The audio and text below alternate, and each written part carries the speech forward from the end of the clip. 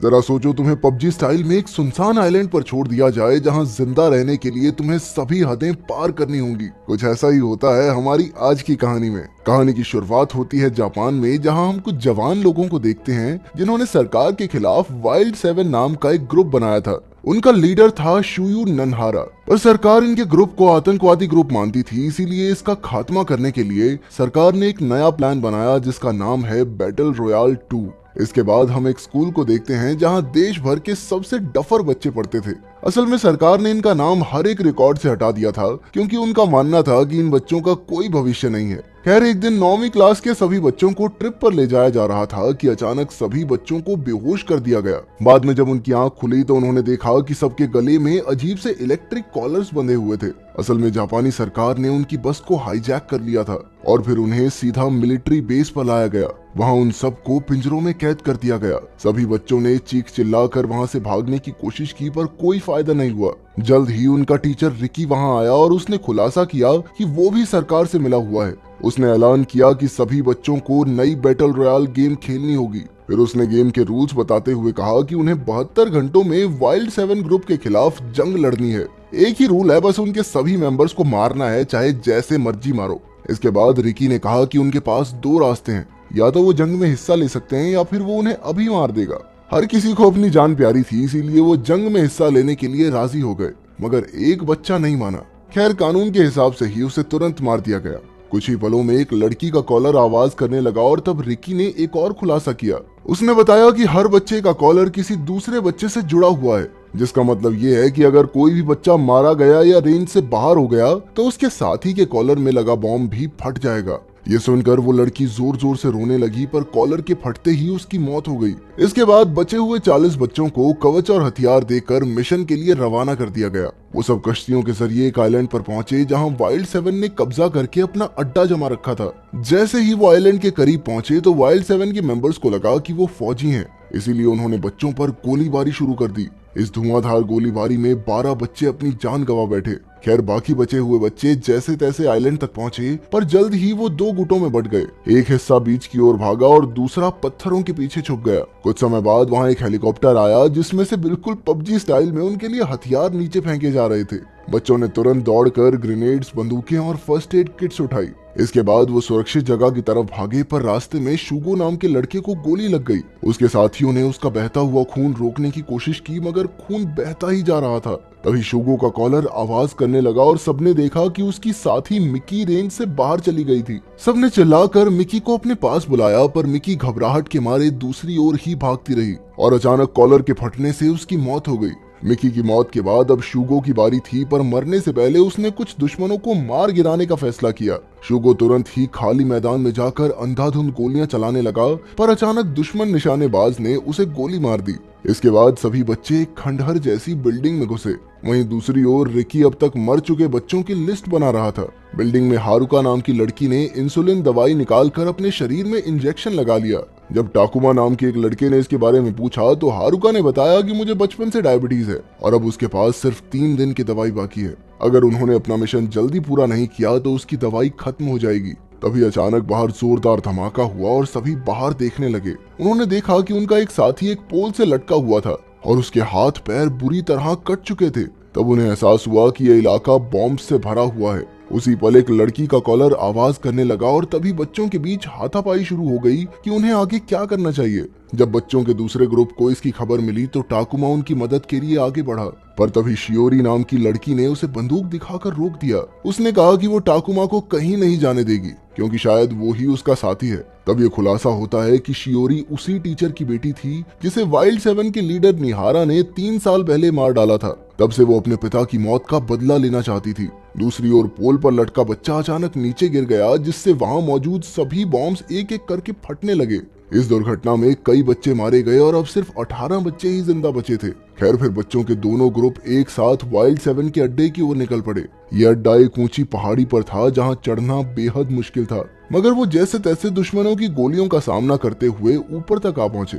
अंदर जाकर उन्होंने एक छोटी लड़की को भागते देखा तो वो भी उसके पीछे भागे, पर अचानक चारों ओर जबरदस्त धमाके होने लगे।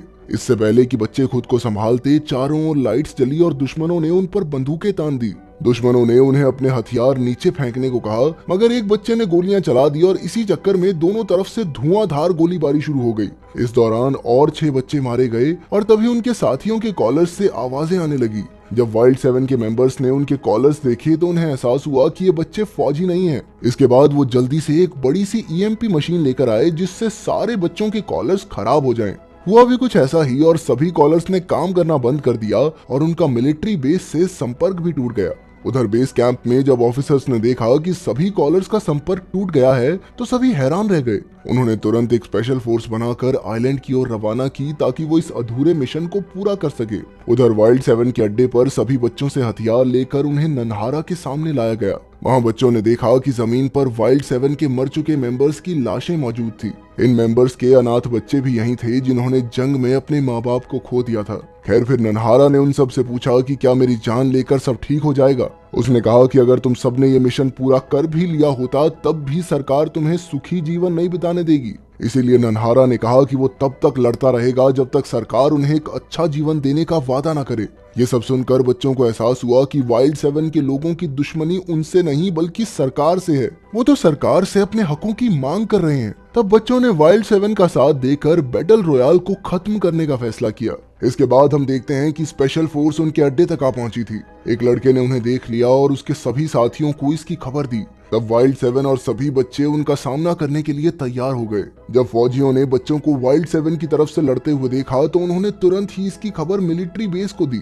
फिर दोनों तरफ से लगातार गोलीबारी और लड़ाई हुई, पर आखिर में वाइल्ड 7 और बच्चों ने मिलकर फौजियों को धूल चटा दी। पर इस दौरान दवाई न मिलने की वजह से हारुका की मौत हो गई और टाकुमा को इतना गुस्सा आया कि उसने नन्हारा पर इल्जाम लगाते हुए कहा कि वो भी जालिम सरकार से कम नहीं है। वहीं दूसरी ओर शियोरी एक खाली कमरे में पहुंची जहां उसे एक पियानो मिला।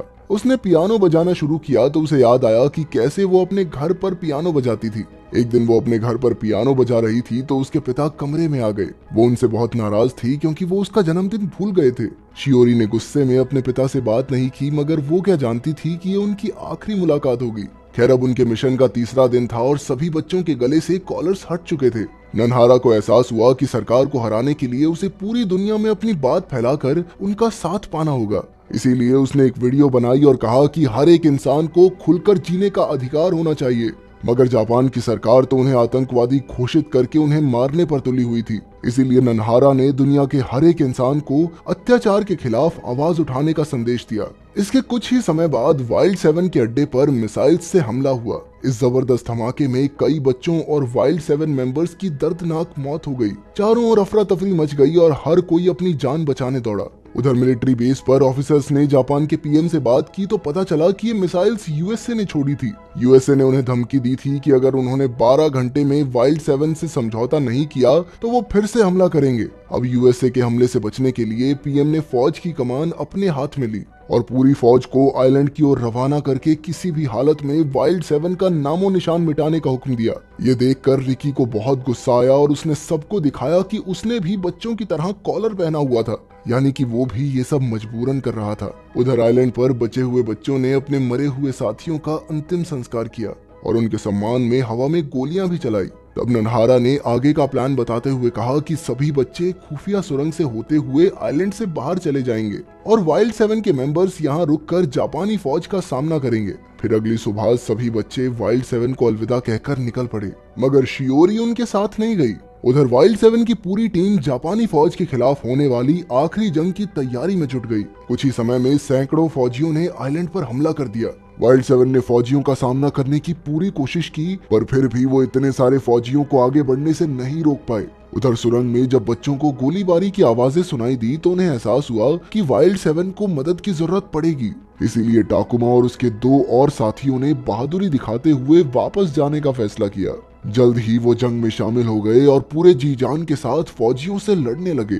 बिल्कुल मरने की कगार पर भी उन्होंने दुश्मनों पर एक बड़ा सा रॉकेट छोड़कर अपनी जान कुर्बान की। उधर वाइल्ड 7 की एक मेंबर ने देखा कि फौजी बहुत करीब आते जा रहे थे, तो उसने बाकी साथियों को आगे बढ़ने को कहा और खुद फौजियों का सामना करने के लिए वहीं रुक गई। जैसे ही उसके साथी गए उसने एक टाइम बॉम्ब से धमाका किया जिससे कई दुश्मन मारे गए और खुद वो भी शहीद हो गई। अब दोनों तरफ से लगातार भयंकर लड़ाई चल रही थी, जिससे दोनों तरफ ही जान माल का बहुत नुकसान हो रहा था। अंत में सिर्फ नन्हारा, शियोरी और टाकुमा ही जिंदा बचे थे। उन्होंने मिलकर फौजियों के कैप्टन को मार डाला, मगर ये काफी नहीं था। इससे पहले कि वो कुछ करते, रिकी वहां आ पहुंचा और उसने कहा कि वो वाइल्ड 7 के साथ है। तभी अचानक उसके कॉलर से आवाज आने लगी और वो समझ गया कि अब वो नहीं बचेगा। इसीलिए उसने तुरंत उन तीनों को वहां से भागने को कहा। जैसे ही वो तीनों भागे, वहां जबरदस्त धमाका हुआ जिसमें पूरा अड्डा बुरी तरह तबाह हो गया। मगर बाहर जाकर भी उन तीनों को कई फौजियों का सामना करना पड़ा। दोनों तरफ से भारी गोलीबारी हो रही थी कि अचानक एक गोली शियोरी को जा लगी। ये देखकर नन्हारा ने तुरंत उसे संभाला और टाकुमा अकेला लड़ता रहा। मरने से पहले शियोरी ने नन्हारा को बताया कि वो उसी टीचर की बेटी है जिसे नन्हारा ने मारा था।